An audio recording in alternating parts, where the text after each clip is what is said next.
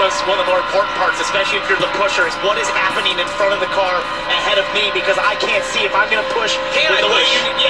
Yeah, if I'm going to push the way you need to push, I need to think there's nothing in front, or I need to know what's happening in front. That's very good info in this game. But Sam Mayer was shoved out of the lead, fell back to 15th or something, and now back to the front of the field. In laps, he made it back to the front. I think the two fastest cars today, as we see Love, he's trying to get to the inside again, are the two cars on the outside. That's the two they're going to have to fight for the win today.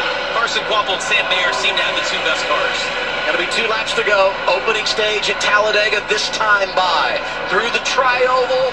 And by the start-finish line, right there. The thing that Carson has going for him is a lot of teammates behind him. As you see Sammy Smith, they both pull down to the bottom now. That's Raja Caruth and the 88 on the top. But Mayer, again, was shuffled out at the tri-oval. Looked like he was going to be in trouble.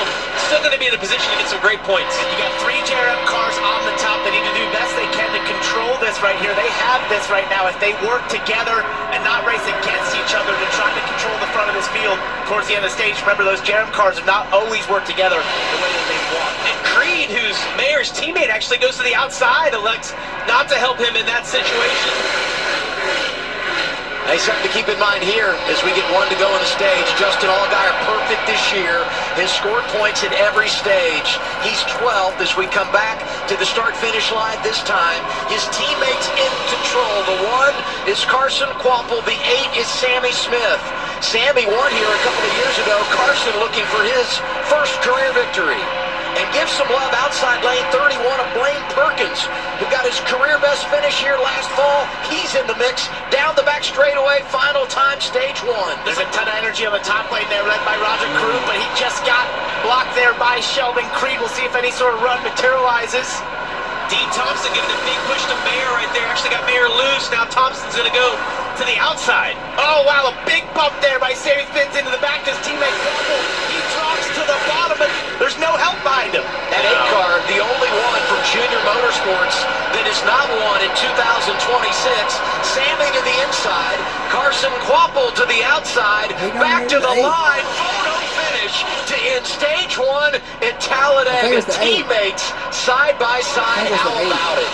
That was one of the best Super Speedway stages I've ever watched in the O'Reilly Series. Incredible. That from the very beginning, 3 wide, all over the place. I'm going to call it unofficial right now, but unofficially, Carson Kvapil wins the stage by 5/1000ths of a second, and we just got confirmation. It's his 3rd career stage win. First time he's done it at Talladega. His teammate Justin Allgaier hit the wall and finishes the stage outside the top 10. There's the finish. Yeah, baby. Chassis adjustment as well. Carson Kvapil said that he was tight some places, loose others, but they settled on tight exit as the final diagnosis.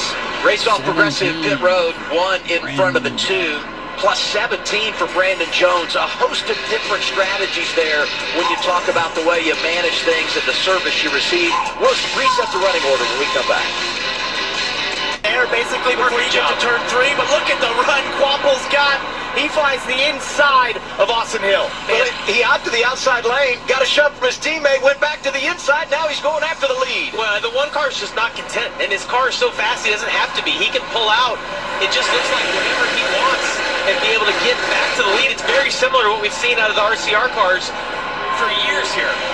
Wow, Austin Hill just got juked there on the top side by Sammy Smith, stuck to the middle. This is something we have not seen in years, being able to take advantage of those RCR cars. And Parker, you referenced in our pre-race show that getting to have an ECR engine at this track for years was a cheat code. The cheat code has changed now. It's about Hendrick Motorsports. That engine shop has done an amazing job. Every car out here with the Hendrick Motorsports engine just looks like they have a different gear. We had 4 wide coming off the corner. Same situation here. Oh my, 3 wide is outstanding. 4 wide is unthinkable.